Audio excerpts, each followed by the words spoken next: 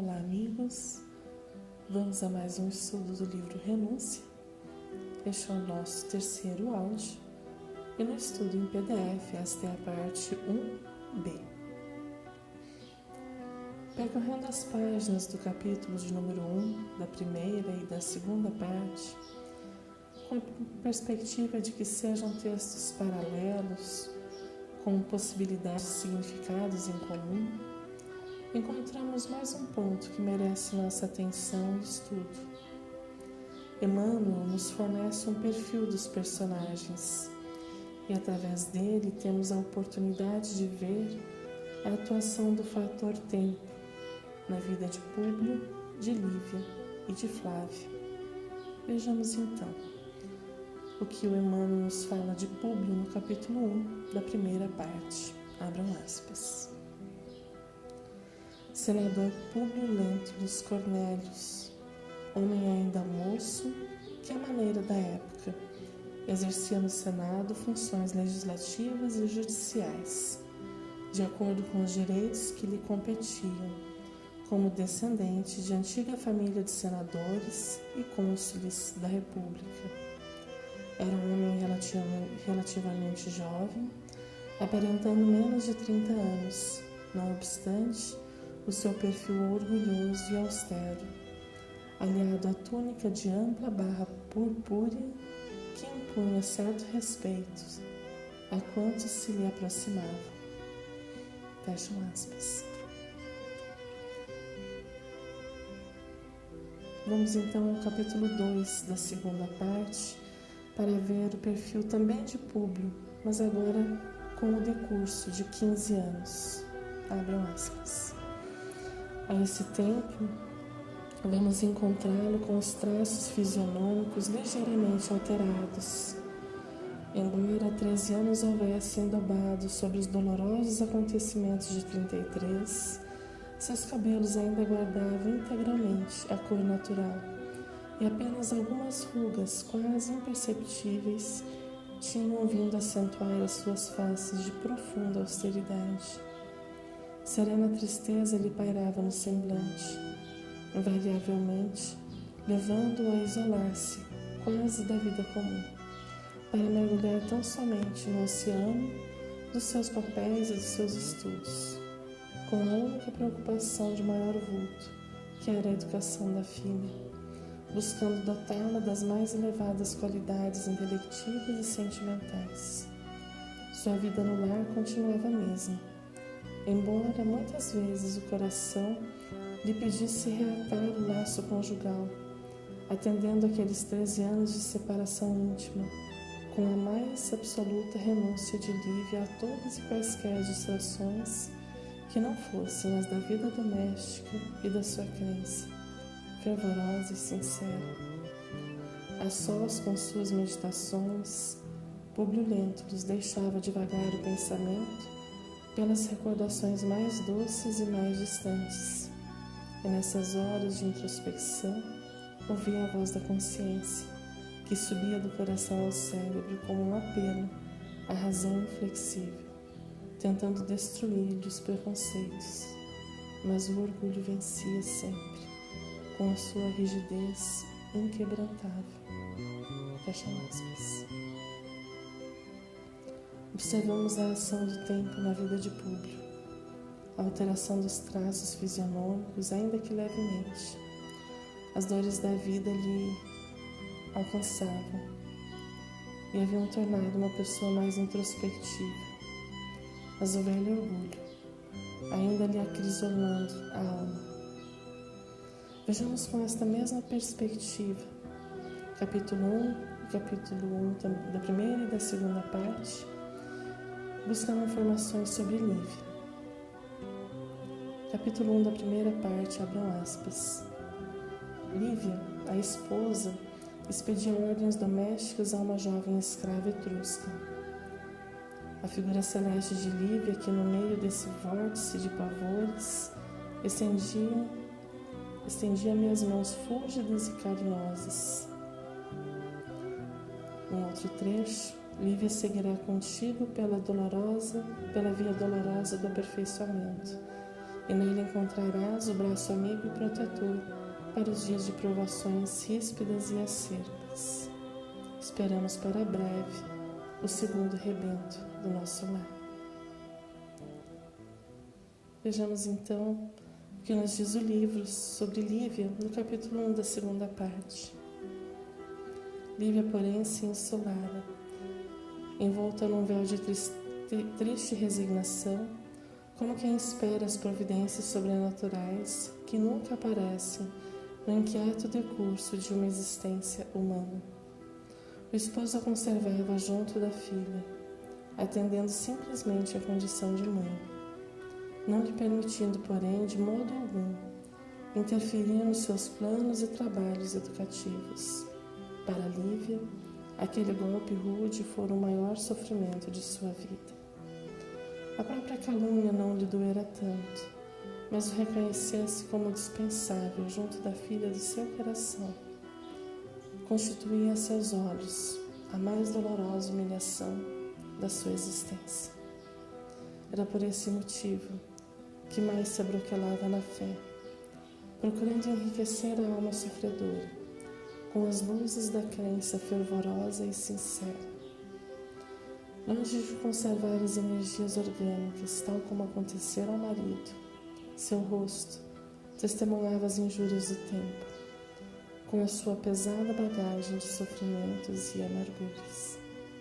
Na sua fronte, que as dores haviam santificado, pendiam já alguns fios prateados, enquanto os olhos profundos se tocavam de brilho misterioso, como se houvesse intensificado o próprio fulgor de tanto se fixarem no infinito dos céus.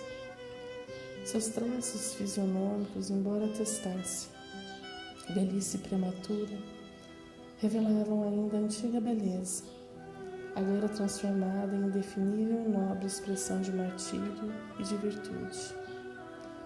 Um único pedido fizera ao esposo quando se viu isolada dos seus afetos mais queridos, no ambiente doméstico, longe do próprio contato espiritual com a filha, circunstância que ainda mais lhe afligia o coração amargurado.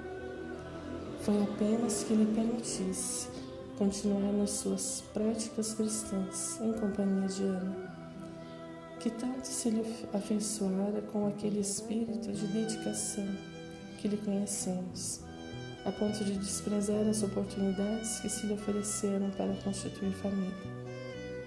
O senador deu-lhe ampla permissão em tal sentido, chegando a facultar-lhe recursos financeiros para atender aos numerosos operários da doutrina que a procuravam discretamente, amparando-se nas suas possibilidades materiais para iniciativas renovadoras.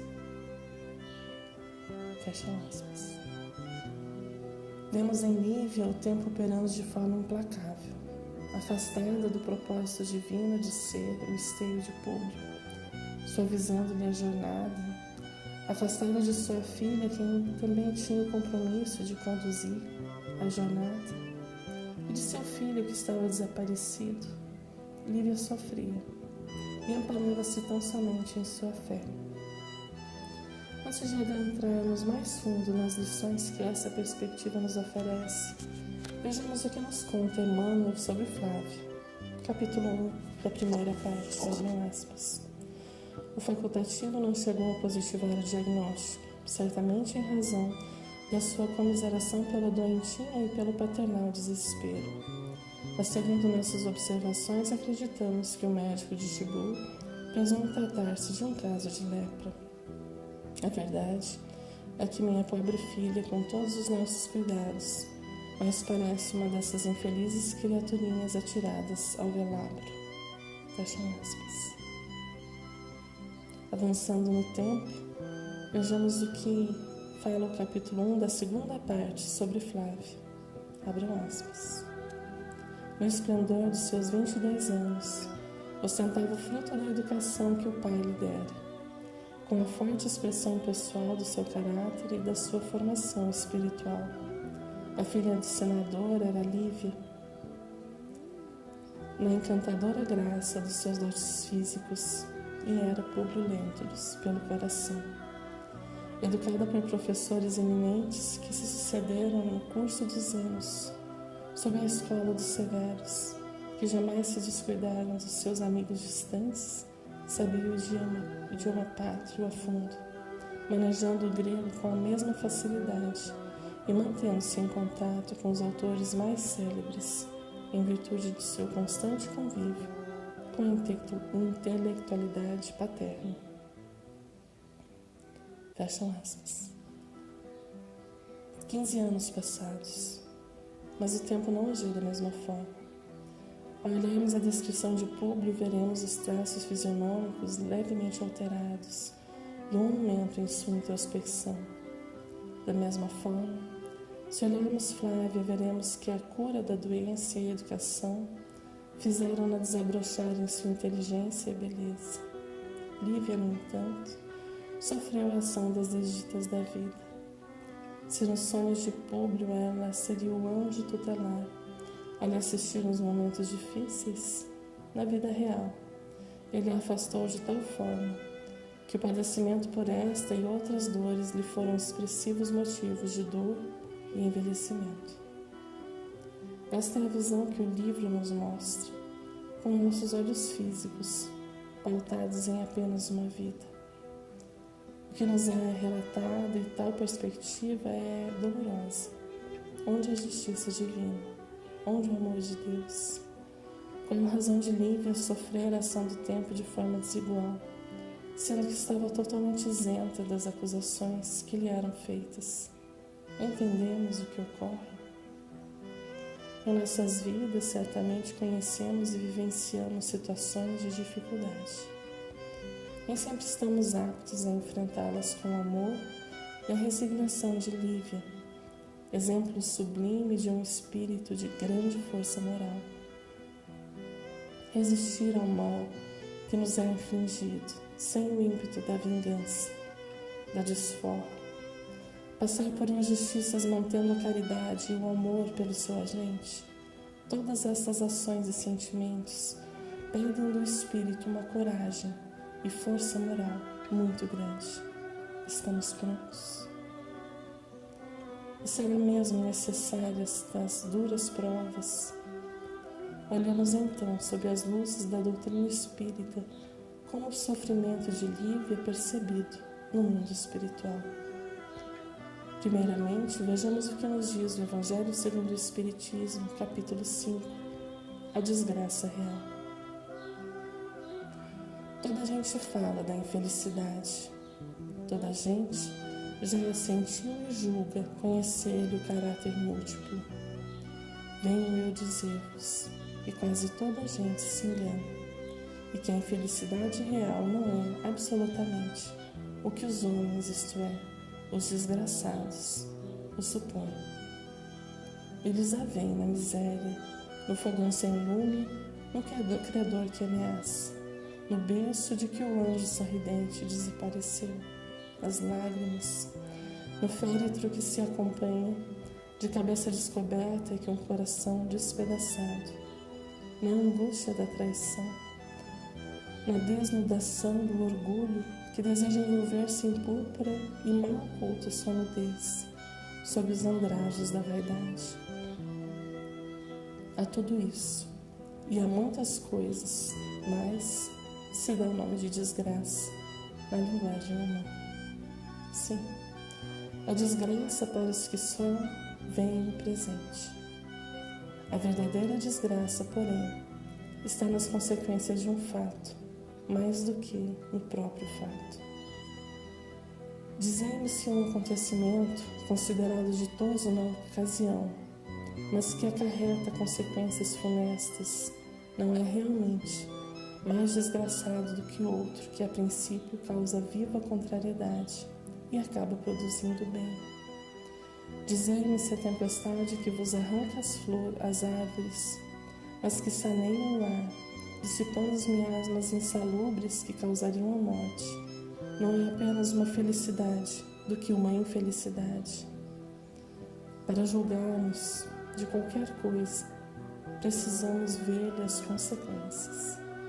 Assim, Para bem apreciarmos o que em realidade é ditoso ou inditoso para o homem, precisamos transportar-nos para além desta vida, porque é lá que as consequências se fazem sentir. Ora, tudo que se chama infelicidade, segundo as acanhadas vistas humanas, cessa com a vida corporal e encontra sua compensação na vida futura. Vou revelar-vos a infelicidade sob uma nova forma, sob a forma bela e florida que acolheis e desejais com todas as veras de vossas almas iludidas.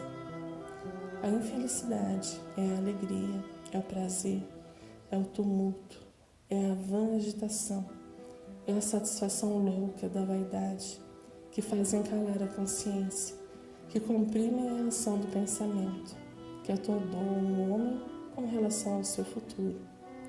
A infelicidade é o ópio do esquecimento, que ardentemente procurais conseguir. Esperai, vós que chorais. Tremei, vós que rides, pois que o vosso corpo está satisfeito. A Deus não se engana, não se foge ao destino. E as provações credoras mais impiedosas do que a matilha que a miséria desencadeia, vos espreitam o repouso ilusório para vos imergir de súbito na agonia da verdadeira infelicidade, daquela que surpreende a alma amolontada pela indiferença e pelo egoísmo. Fecha aspas. Então a doutrina espírita nos convida a ampliarmos nossa visão, a deixarmos de olhar apenas para uma existência, para o hoje, e nos lembrarmos de que temos muitas vidas na vida. Se aos nossos olhos Lívia sofria, aos olhos do espírito imortal, sua alma ascendia, suportando o gol de prova. Isso tanto é verdade que ela nunca mais precisou reencarnar até onde se tem notícia. O que se sabe é que Emmanuel, confidenciando a Chico, que de tempos em tempos recebia autorização para visitá-la em esferas superiores. Tão diferente a forma como vemos o mundo e a forma como os espíritos nos veem. O texto do Evangelho fala das consequências, que de todos os atos que praticamos, o que lhes indicará se são bons ou não, são as consequências apresentadas. Sabemos que Públio, em decorrência de seu orgulho, teve muitas dificuldades em aceitar a boa nova de Jesus. Para Lívia, porém, a mensagem de Jesus se adequou ao seu espírito e aos seus sentimentos. Como estamos? Faz sentido para nós esta mensagem, esta lição? Jesus nos confia tarefas. Atuamos como condutores do universo. Porém, somente através das provas do caminho poderemos demonstrar o quanto já estamos aptos a receber e adentrar neste reino de paz e amor. Comparativamente, pensemos em uma criança que, conforme vai se desenvolvendo e crescendo em maturidade e responsabilidade, mais lhe é oferecido e cobrado. Talvez ainda nos reste o pensamento e até mesmo o questionamento dos motivos que fizeram que a descrição da ação do tempo de 15 anos em Lívia, em Públio e Flávia fosse tão diferente, tão mais acentuada. Entendemos isso? Se não olharmos para o Cristo, dificilmente entenderemos o sofrimento de Lívia. Trata-se de um coração amoroso, destinado a uma missão, e que por motivos alheios à sua vontade não teve como prosseguir. Lívia veio nessa encarnação para auxiliar Públio, para que ele enfrentasse as provas do caminho com mais brandura. Impedida de cumprir sua missão, foi-lhe requerido o testemunho silencioso, o exercício da virtude da paciência para alcançar o coração do seu amado. Esta lição já a vimos nos outros romances e ela nos é repetida. Deus tem sempre um plano amoroso para a nossa vida. mas reiteradas vezes nos afastamos dele. Paulo poderia ter ouvido Estevão e sua estrada teria sido mais branda, mas ao manter-se inflexível, atraiu para o seu caminho muita luta e sofrimento. Abigail lhe suavizaria a jornada, tal qual Lívia o faria a Públio.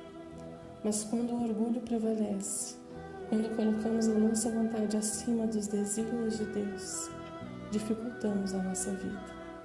Como Paulo, também Públio terá a oportunidade de rever atos e posturas. E mais à frente veremos que sua alma finalmente se entrega ao convite amoroso de Jesus. O convite então é que olhemos o tempo passado, os 15 anos, voltemos ao ano 2000, de lá para cá. Quantas vezes fomos como Públio, deixando-nos governar pelo orgulho, que impede a alma de seguir em frente? Eis que quem tudo sabe e está sempre com verdade, como aprenderá? Sondemos também quando a doença nos visitou o corpo físico, recordando de Flávia, nos levando a outros estados de vida, de dependência, de reflexão. E jamais olvidemos da cura que nos revigorou o ânimo e a energia, permitindo que a vida se abrisse mais uma vez. Por fim, perscrutaremos as nossas vidas, buscando os momentos, talvez ainda pequeninos, em que fomos capazes de colocar o amor acima de nossas necessidades e anseios, sabendo silenciar apesar da dor, tendo em mente a vida sublime de Lívia, recordando-nos também que se muito já sofremos, todas as vezes que soubemos nos colocar nos braços amorosos do Pai, entregando a Ele nossas dúvidas, anseios, medos, abriu-se um mundo de esperança, o mundo vindouro de nossas almas imortais. Em nossa estrada também nos é feito o convite de reconhecermos o plano amoroso do Pai Criador. Quando esteve entre nós, certa feita, Jesus perguntou aos que o seguiam, e hoje esta pergunta está sendo feita a nós outros, que nos apresentamos como discípulos do Mestre, necessitados do seu amparo e de sua mão condutora. O texto encontra-se no Evangelho de João, capítulo 1, versículo 38. E Emmanuel comenta este versículo no livro O Espírito da Verdade, na lição 54, intitulada Que Buscais? É com esta lição que encerramos as reflexões de hoje. Que buscais, Jesus? João, capítulo 1, versículo 38. Esta simples indagação do Senhor aos 2 discípulos que o seguiam é dirigida presentemente a todos os lidadores do Espiritismo diante da boa nova renascente no mundo. Ao obreiro modesto da assistência fraternal, exprime a voz superior a reclamar-lhe os frutos da colheita do bem. Ao colaborador da propaganda doutrinária, representa a interpelação incessante acerca da tarefa de resguardar a pureza dos postulados que consolam e instruem. Ao orientador das assembleias de nossa fé, é a pergunta judiciosa quanto à qualidade do esforço no cumprimento dos deveres que lhe competem. Ao servidor da evangelização infantil, surge a interrogação do Divino Mestre, com brado de alerta relativamente ao rumo escolhido para a sementeira de luz. Ao portador da responsabilidade mediúnica, inquire Jesus pela aplicação dos talentos que lhe foram confiados. Ao aprendiz incipiente da oficina espírita cristã, constitui adequada sindicância quanto à sinceridade que traz consigo, alertando para os deveres justos. A cada criatura que desperta em mais altos níveis da fé raciocinada Soa a interpelação do Senhor, como sendo convite às obras em que se afirma a caridade real. Assim, escuta no íntimo, em cada lance das próprias atividades, a austera palavra do condutor divino, convocando-te à coerência entre o ideal e o esforço, entre a promessa e a realização. Analisa o que fazes, observa o que dizes, medita em torno de tuas aspirações mais ocultas. Que resposta forneces à indagação do Senhor? Quem segue o Cristo, vive-lhe o apostolado. Serve, coopera e caminha avante, sem temor ou vacilação, lembrando-te de que o Verbo da verdade incide sobre nós cada dia, perguntando incessantemente: que buscais? A todos um fraterno abraço e até o próximo estudo.